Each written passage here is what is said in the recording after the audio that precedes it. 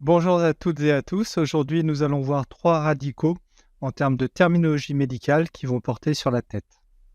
Donc, les trois radicaux du jour sont céphale ou céphalo qui va désigner la tête, crani ou cranio qui va désigner le crâne, facie ou facio qui va désigner la face.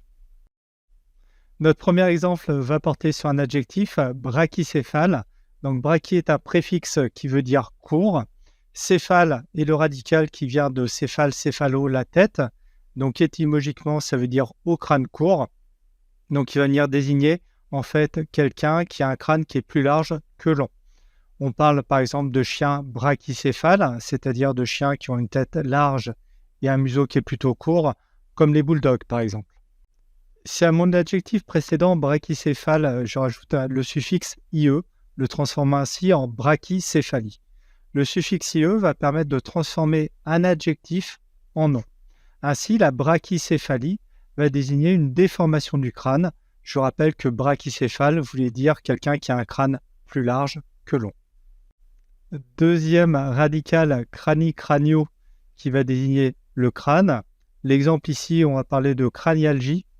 Donc, on a bien notre radical crani qui désigne le crâne, accompagné d'un suffixe algie qui, lui, signifie la douleur. Donc, littéralement, ça peut se traduire par douleur crânienne.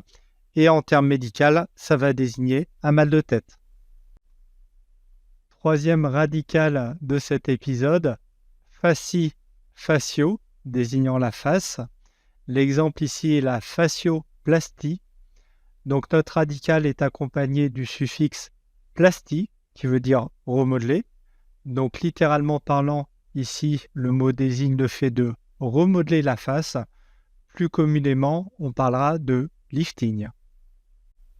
Merci d'avoir suivi cet épisode. N'oubliez pas de travailler un petit peu tous les jours votre terminologie médicale. Vous pouvez aussi vous abonner, laisser un commentaire, liker la vidéo. Et sur ce, je vous souhaite une très bonne journée.